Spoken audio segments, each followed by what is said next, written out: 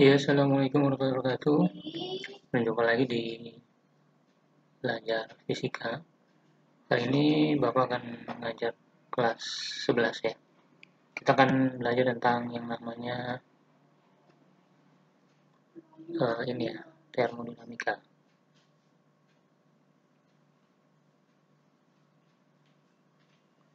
Ya, termodinamika itu berkaitan karena termo gitu ya, masih berkaitan dengan kalor atau panas gitu ya. Yang kedua, dinamika itu tentang gerak. Nah, jadi lebih utamanya nanti gimana caranya menghasilkan gerak dari sebuah energi panas. Kurang lebih seperti itu. Misalnya motor gitu ya. Motor itu punya mesin, mesinnya ada bahan bakar. Di bahan bakar itu digunakan untuk menggerakkan mesin, menggerakkan roda belakang gitu ya. Itu contohnya. Nah, konsep yang pertama yang kamu harus ketahui yaitu tentang usaha terlebih dahulu ya. Apa itu usaha? Usaha itu kalau misalnya motor itu bergerak gitu ya. Nah, dari hasil tadi pembakaran maka kita dapatkan usaha. Nah, usaha itu lambangnya W. Ini dari kata work gitu ya. Nah, usaha ini didapatkan dengan mengalihkan tekanan. Jadi ini tekanan P dikali dengan perubahan volume. Jadi nanti kalau di sebuah mesin dia itu punya ruang pembakaran, di mana di ruang pembakaran itu ada pistonnya.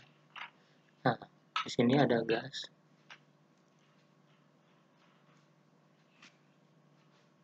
Di sini ada gas.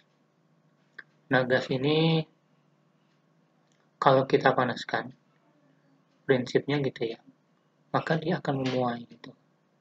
Nah, pemuaian inilah yang bisa menggerakkan mesin gitu ya.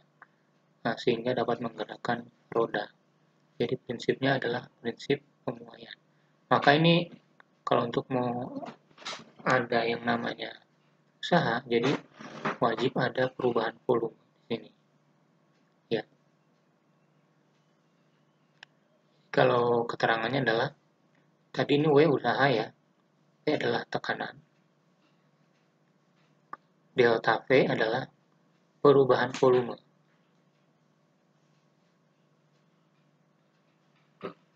Nah, perubahan volume itu bisa kita cari dengan V2 kurang V1. V2-nya berapa, V1-nya berapa. Artinya kalau V2-nya lebih besar dari V1 kan otomatis delta V-nya itu positif. Tapi kalau V2-nya lebih kecil dibanding V1 berarti delta V-nya negatif. Nah, imbasnya nanti usahanya juga kalau yang positif delta V-nya ya berarti usahanya juga jadi itu positif. Sedangkan kalau delta V-nya negatif maka usahanya juga bernilai negatif. Nah, ini jika kita misalkan ada sebuah sistem gitu ya. Misalnya di sebuah sistem kotak ini sistem bisa aja mesin, bisa aja apapun gitu ya. Jadi kalau termodinamika itu harus ada kalor yang bekerja gitu ya. Jadi nanti akan dimasukkan kalor gitu ya. Nah, kalau dimasukkan kalor berarti nanti kalornya bernilai positif. Tapi kalor juga bisa keluar gitu ya. Nah, kalau kalor itu keluar berarti nanti kalornya bernilai negatif. Jadi kalau menyerap kalor berarti positif sistemnya, tapi kalau melepas kalor berarti kalornya negatif. Nah, jika suatu sistem ini diberi kalor, biasanya kalau dikasih api ya jadi panas ya. Nah, bertambah panasnya dia, itu kita sebut dengan delta U. Jadi delta U adalah energi dalam. Nah, energi dalam ini bertambah jika atau positif jika apa? Jika suhunya bertambah atau naik. Jadi makin suhunya naik berarti delta U-nya naik. Sedangkan kalau negatif berarti kalau suhunya turun. Nah, nanti sebagian energi yang diserap menjadi energi dalam, nah ini bisa juga menghasilkan usaha gitu ya. Jadi kalau dilakukan usaha oleh sistem, maka bernilai positif usahanya. Tapi kalau usahanya dilakukan terhadap sistem, maka usahanya negatif. Kalau usaha dilakukan oleh sistem, contohnya motor, motornya bergerak. Kitanya ada di motor, motornya menggerakkan kita, jadi kita yang ikut bergerak. Nah, kalau misalnya usaha negatif, berarti kebalikannya, kita yang ngedorong motor. Nah, tapi kan nggak ada yang seperti itu ya. Yang contoh yang kayak gitunya gimana Pak, yang usaha negatif? Usaha negatif contohnya kayak kita justru gerakin supaya dapat panas gitu ya. Nah, itu kebalikannya. Atau misalnya AC ya. Jadi butuh kipas. Kalau nggak ada kipasnya, itu AC nggak bisa ngebuang panas. Jadi AC itu menghasilkan panas sebenarnya. Tapi menghasilkan panas di luar gitu ya. Imbasnya yang di dalamnya jadi dingin. Seperti itu. Ya, seperti itu ya. Jadi itu usaha dengan rumusnya ini. Nah, usaha juga dapat disajikan dalam bentuk grafik ya. Dalam bentuk grafik, grafik PV, di mana ada sebuah grafik, kayak grafik XY gitu ya, Cartesius, di mana bagian Y ini adalah tekanan, bagian X-nya adalah volume. Nah, nanti di sini ada satuannya ya, apakah meter kubik atau liter ya. Kalau liter itu harus diubah jadi meter kubik. Terus tekanan juga ya, apakah ATM atau Pascal gitu ya. Kalau Pascal, nah kalau tekanannya Pascal, berarti nanti nggak usah diubah ya. Tapi kalau misalnya tekanannya itu adalah misalnya ATM gitu ya, misalnya tekanannya adalah ATM. Nah, ATM itu harus diubah ya. Nah, keterangannya gimana Pak cara ubahnya? Saya lupa lagi ya. Kalau misalnya satu ATM itu 100.000 ya, atau 10⁻5 Pascal. Sedangkan kalau misalnya 1 liter sama dengan 10⁻⁻³ meter kubik. Nah, nanti dapat disajikan berupa pertama contohnya adalah seperti ini. Nah, sebentar.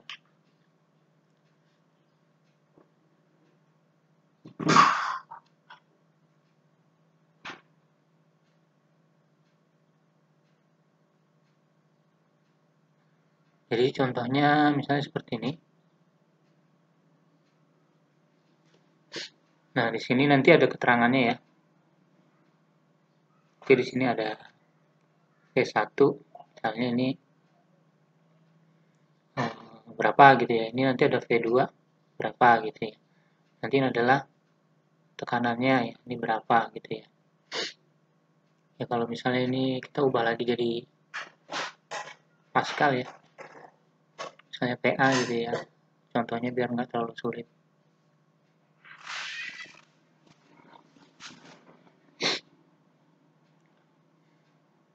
Nah, misalnya di sini adalah samain kayak gini, berarti misalnya 10⁻5 gitu. 10⁻5 di sini. Nah, di sini misalnya V1 adalah 2 meter kubik ya. Ini misalnya adalah 4 meter kubik.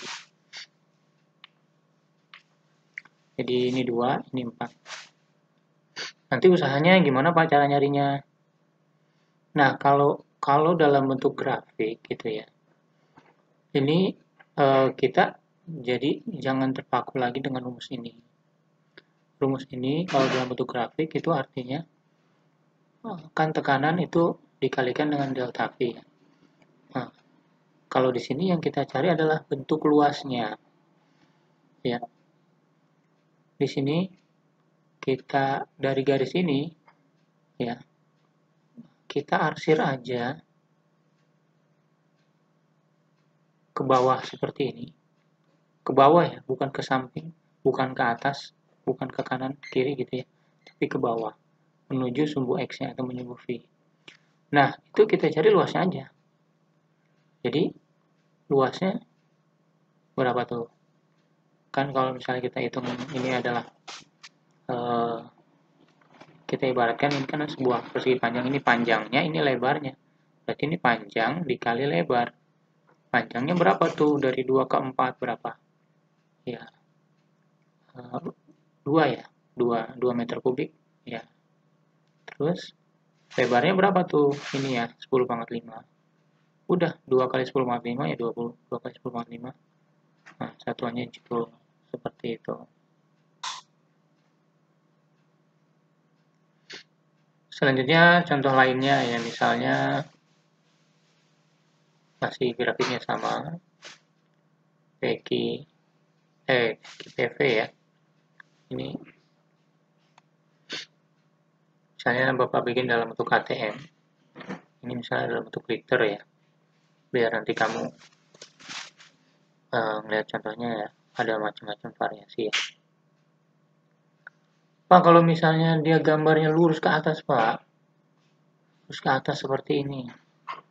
Di sini misalnya 2 liter ya. Di sini 1 ATM, di sini 3 ATM. Nah, di sini kalau kita lihat, bisa nggak kita nyari luasnya? Kita mau arsir ke bawah, tapi ini adalah bentuk garis. Jadi nggak ada yang bisa kita arsir, artinya usahanya nol. Gitu ya. Atau dalam konsepnya, karena perubahan volumenya nggak ada, maka usahanya nol. Lihat, volumenya tetap 2. Saat di sini volumenya 2, saat di ujung sini volumenya 2. Jadi usahanya nol. Ya, kalau dari konsep seperti itu. Nah. Pak, kalau misalnya bentuknya seperti ini, Pak.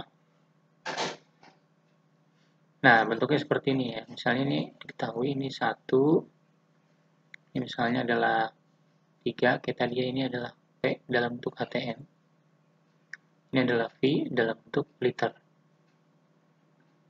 Ini juga 1. Misalnya sini adalah 4. Gimana Pak cara ngerjainnya? Iya, kayak tadi sama. Cuma kalau kita lihat ya, ini tanda panahnya ke kiri. Volumenya berkurang tuh dari 4 ke 1, berarti usahanya negatif. Gitu ya. Jadi usahanya bernilai negatif. Nah, karena bentuknya ini adalah sebuah, apa nih kalau kayak gini nih? Ya, trapesium betul ya. Nanti ini caranya apa? Jumlah sisi sejajar dikali tingginya dibagi 2. Itu rumus dari trapesium. Nah, ini tinggal kita masukin yang sejajar mana? Ini ya. Nah, ini sejajar. Ini 1 ya, 1. Minusnya jangan lupa. Ini berapa nih? 3. Berarti tambah 3. Dikali tingginya. Tingginya yang ini ya, karena ini udah sisi sejajar, berarti ini tingginya yang harus tegak lurus mereka. Berapa tuh? Dari 1 ke 4. 3 dibagi 2. Jadi, min 4 kali 3 bagi 2. Ini coret. Jadi 2. Nah, jadinya min 6. Pak, apakah ini udah selesai? Oh iya, sorry. Ini ada yang ketinggalan. ATM-nya dan liternya. Ini ATM-nya itu berarti dikali 10 pangkat 5. Terus kalau liternya 10 pangkat min 3. Jadi itu dikali dengan 10 pangkat 2. Jadi ini kali 10 pangkat 2 Joule. Minus ya. Atau dibikin min 600 Joule juga boleh. Nanti tergantung dari jawabannya. Jadi ingat kalau misalnya usaha bernilai tanda panahnya ke kiri, berarti usahanya negatif. Kalau tanda panahnya ke arah kanan, mau naik mau turun, itu pokoknya kalau arah kanan berarti positif. Tapi kalau dia ke atas ataupun ke bawah, ya berarti usahanya itu 0. Kalau dalam bentuk grafik, cari luasnya aja nanti kita dapat. Seperti itu.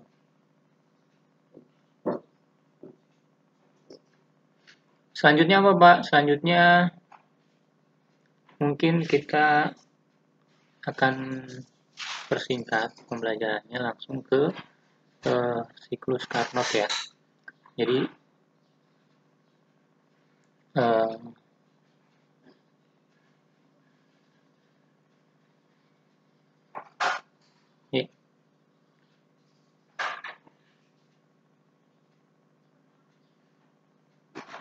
siklus Carnot gimana sih Pak? Siklus Carnot tuh pokoknya kalau misalnya mesin menggunakan panas, ya, mesin panas gitu ya.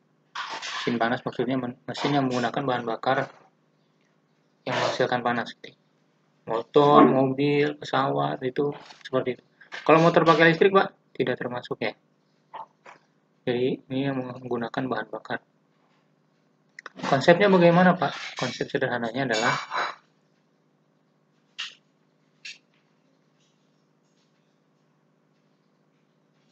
ini hanya bagan saja. Jadi nanti ada kalori yang masuk ke dalam mesin, sebagiannya digunakan untuk usaha, sebagiannya dikeluarkan kalornya sebagian. Nah, jadi kalau misalnya mesin itu terjadi pembakaran gitu ya, dengan bensin yang dibakar, nah sebagian itu energinya diubah menjadi usaha atau gerak gitu. Sebagian dibuang. Nah, terus dibuang kemana Pak? Ya, itu salah satunya knalpot. Jadi kalau mesin yang menggunakan bahan bakar pasti punya knalpot. Pak, kalau dia nggak ada knalpotnya Pak, bagaimana Pak? Berarti mungkin dia sebenarnya mesin yang menggunakan energi listrik gitu ya. Jadi konsepnya seperti ini. Artinya kalau dari bagian ini ya, energi yang dihasilkan, yang diberikan oleh Q1 akan berubah menjadi dua bentuk, yaitu usaha dan energi kalori yang dibuang. Nah, di sini ya, kalau yang kita inginkan itu dari sebuah mesin apa sih? Gerakannya itu kan, dia bisa ngantar kita apa enggak gitu ya. Usahanya ini yang kita inginkan. Jadi usaha ini yang kita dapatkan berapa sih gitu. Berarti kan tinggal diubah aja dari rumus yang di atas, Q2-nya pindah gitu ya. Berarti hasil Q1 kurang Q2 gitu. Nah, jadi usaha yang didapatkan ini hasil pengurangan energi yang diberikan dikurang dengan energi yang dibuang. Nah, nanti ada istilah efisiensi. Efisiensi itu adalah usaha yang kita dapatkan nih dari hasil bahan bakar tadi di mesin ya, dibanding dengan bahan bakar yang kita pakai gitu ya. Nah, efisiensi seperti itu. Kalau misalnya ditanyakan dalam bentuk persen, tinggal dikali dengan 100%. Pak, mungkin nggak efisiensi nanti nggak dikali 100%? Mungkin aja. Jadi nanti 0, ya. Tapi kalau dalam persen tinggal kali 100 aja. Karena W ini hasil pengurangan Q1 kurang Q2 dibagi Q1, berarti kan masing-masing dibagi Q1 boleh seperti ini dipisah gitu ya. Nah, seperti ini dikali dengan 100%. Nah, akhirnya berubah jadi 1. Kok 1 Pak? Ini Q1 bagi Q1 kan sama, berarti dibagi jadi 1 dong. Ini tinggal dikurang Q2 per Q1 dikali dengan 100%.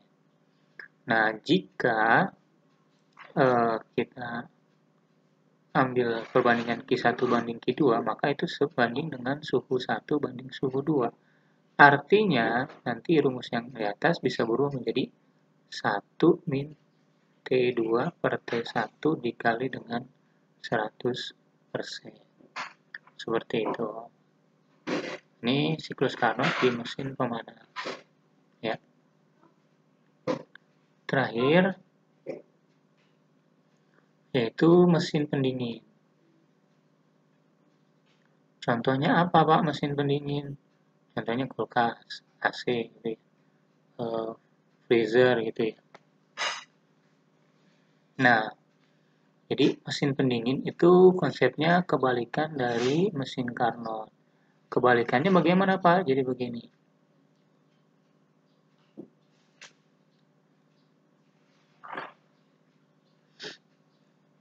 Nah, Q2-nya yang justru masuk. Nah, W usahanya juga masuk. Nah, yang keluar adalah Q1. Jadi, di sini butuh yang namanya usaha di sini. Ya, jadi kalau di AC atau di kulkas itu butuh yang namanya kipas pendingin ini. Kipas yang membuat dia dingin. Pasti ada kipasnya ya. Q2 ini ruangan atau di dalam kulkas ya, atau di dalam ruangan AC. Nah, ini adalah Q2. Nah, nanti akan dibuang keluar ini berupa Q1. Maka dari itu kalau di pinggir kulkas atau di bagian luar AC gitu yang kipasnya itu pasti terasa panas ya. Kalau tidak terasa panas artinya mungkin dia tidak bekerja secara maksimal. Jadi seperti itu. Nah, jadi untuk menghasilkan ruangan yang dingin maka dibutuhkan kipas untuk membuang kalor keluar gitu ya. Kalau dari bagian ini konsepnya hampir mirip kalau rumusnya ya sebenarnya gitu ya. Gimana Pak? Konsepnya adalah usahanya tetap apa? Hasil dari Q1 min Q2. Bedanya apa Pak? Mesin pendingin. Kalau mesin pendingin bedanya adalah yang kita inginkan itu Q2 ya.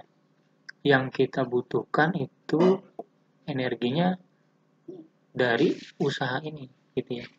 Jadi si kipas ini kan memerlukan energi listrik. Nah, energi listrik ini yang dibuat usaha ini berapa bandingannya dibanding dengan kalori yang kita dapatkan Q2-nya. Jadi namanya koefisien performasi ya. Nah, ini dibanding kita dapatkan dengan membandingkan adalah usaha dibanding dengan Q2.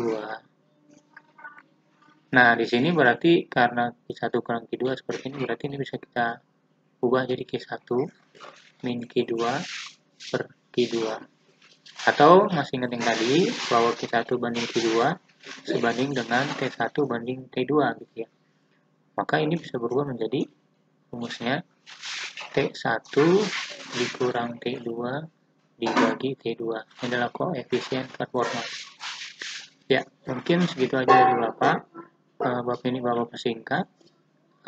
Menjadi seperti itu aja. Sebenarnya masih ada lagi gitu ya. Cuma Bapak rasa inilah yang terpenting ya. Mudah-mudahan kalian bisa. Terima kasih. Assalamualaikum warahmatullahi wabarakatuh.